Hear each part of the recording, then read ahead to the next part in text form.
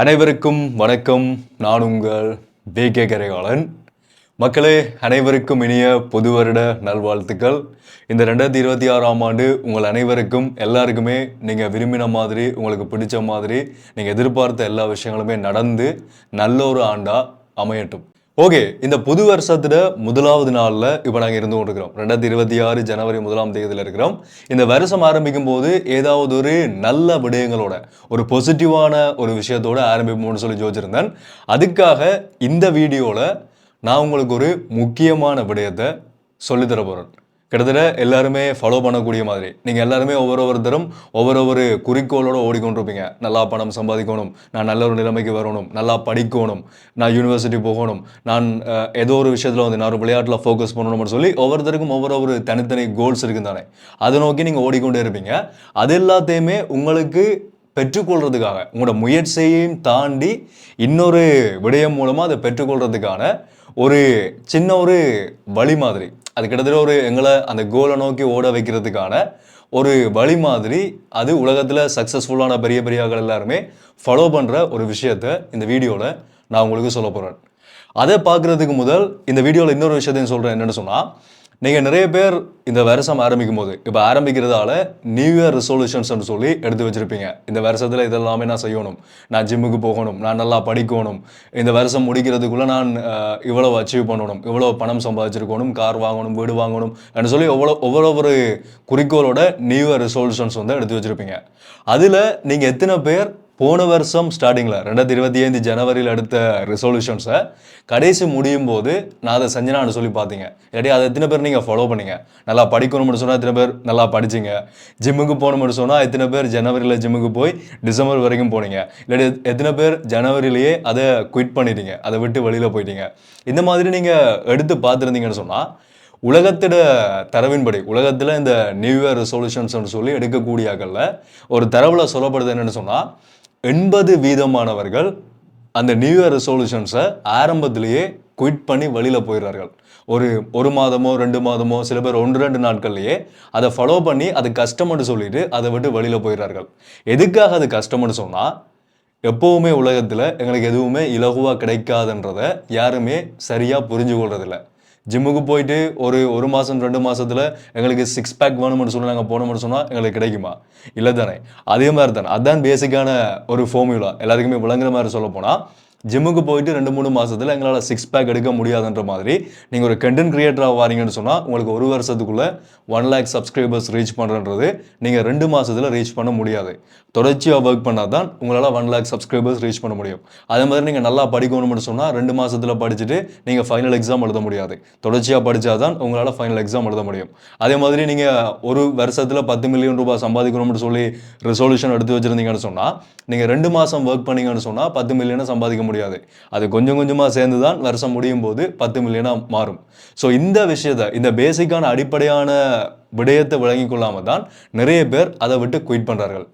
இன்றைய நாளில் இந்த வீடியோவில் நான் உங்களுக்கு ஒரு விஷயம் சொல்கிறேன். இந்த வீடியோ பார்த்து கொண்டுக்கிற ஒவ்வொருத்தருமே, உங்களை ஒவ்வொருத்தர்கிட்டையும் அடுத்து வரப்போகிற 31,536,000 வினாடிகள், அதாவது 5,25,600 நிமிடங்கள், 8,760 மணித்தியாலங்கள், 365 நாட்கள், 52 வாரங்கள், 12 மாதங்கள், அதாவது முழுமையாக ஒரு வருடம் உங்களோட கையில் தான் இருக்குது. இந்த ஒரு வருடத்துக்குள்ளே நீங்கள் என்ன நினச்சாலும் உங்களால் செய்ய முடியும். என்னடா புது வருஷம் பிறக்கும்போது என்ன, ஒரு புது வருஷம் வந்து ஒரு உலகத்தையே மாற்றிடுமா, இல்லாட்டி இந்த வாழ்க்கையவே மாற்றிடுமா? அது என்ன, முதல் நாள் படுத்து அடுத்த நாள் எழுப்பினா புது வருஷம் நான் அப்படியே மாறிடுவேன்னு சொல்லி யோசிக்கிறது? அது என்ன அப்படி மாறும், அப்படி வாழ்க்கை மாறும்னு சொன்னால் நான் எல்லாமே எங்கேயோ போயிருப்பேன்னு சொல்லியெல்லாம் சில பேர் யோசிப்பீங்க. அப்படியெல்லாம் கிடையாது. இந்த புது வருஷம்னு சொல்லி ஆரம்பிக்கும் போது எங்களோட மூளை இருக்குது தானே, எங்களோட மூளை தான் எல்லாத்துக்குமே பிரதானமான ஆள்.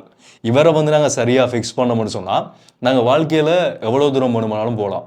ஸோ இவர் என்ன செய்வார்னு சொன்னால், இந்த புது வருஷம் பிறக்கும் போது உள்ளுக்குள்ளே யோசிப்பார், ஓகே புது வருஷம் பிறகுது, அப்போ கொஞ்சம் மோட்டிவேஷனான ஏதாவது ஒர்க் பண்ணுவோம், ஒரு நல்ல ஒரு மைண்ட் செட்டை க்ரியேட் பண்ணுவோம்னு சொல்லி யோசிக்கும் போது அதுக்கேற்ற மாதிரி நாங்கள் செயல்பட்டோம்னு சொன்னால் எங்களுக்கு கண்டிப்பாக நடக்கும்.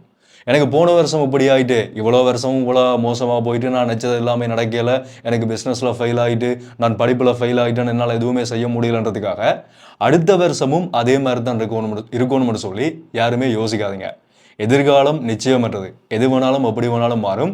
நீங்கள் நல்லா தொடர்ந்து முயற்சி செய்து கொண்டு வந்தீங்கன்னு சொன்னால் அடுத்த வருஷமே உங்களுக்கு கை கொடுத்து பெரிய லெவலில் மேலே தூக்கி விடும். அவ்வளோ நாளும் நீங்கள் ஒர்க் பண்ணதுக்கு.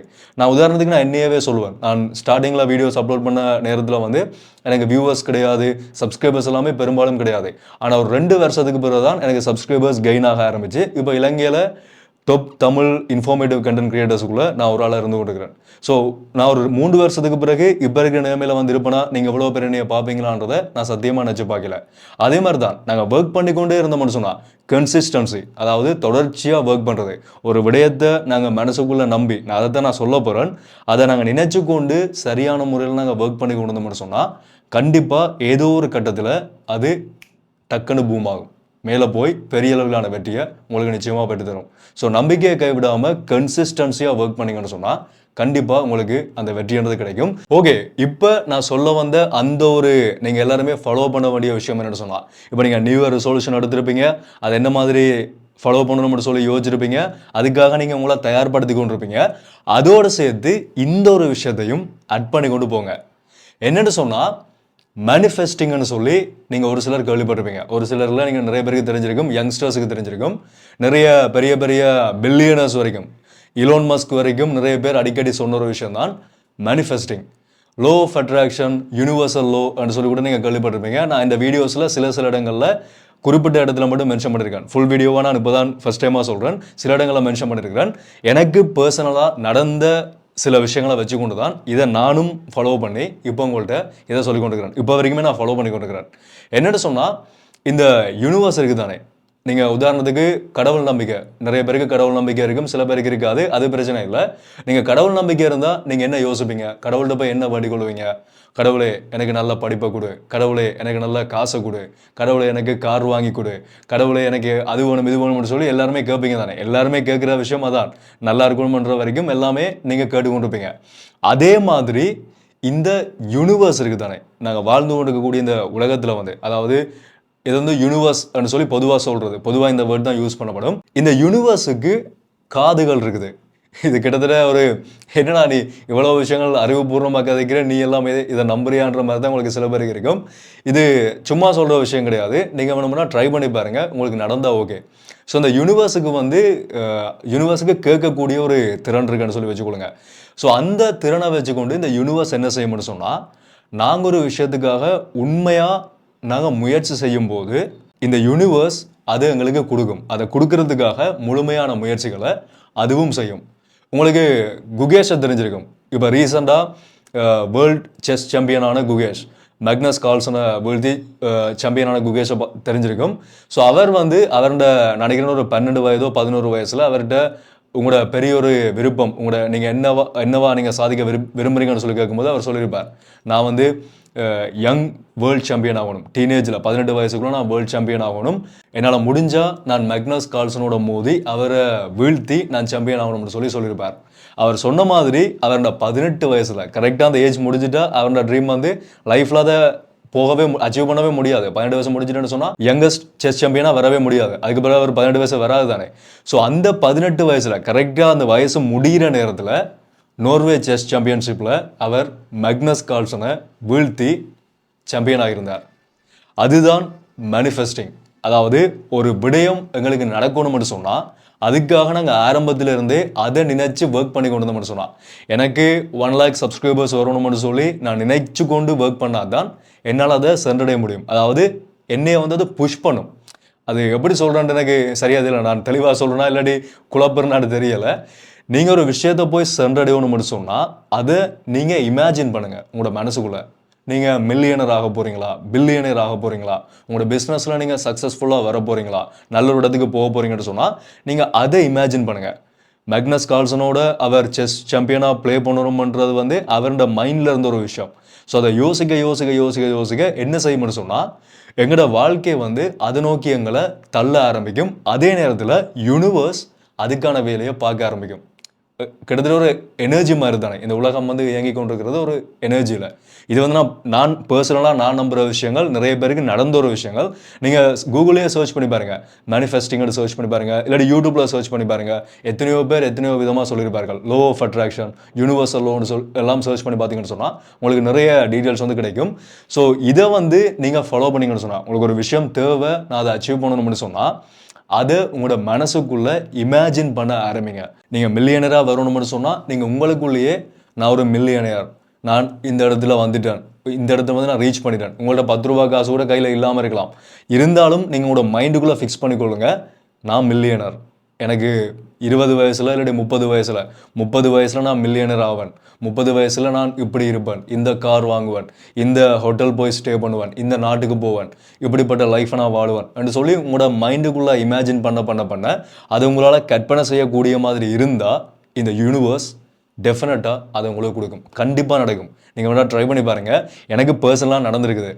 என்ன சம்பவம்னு சொன்னால், எங்களோட டிஜிட்டல் ஹஸ்லர்ஸ் கப் இருக்குது தானே, digital hustlers cup school work ஷாப்பில் வந்து நான் தனியாக நிற்கும் போதெல்லாம் என்னோடய ஸ்டூடியோவில் வந்து நான் தனியாக தான் நினைப்பேன்.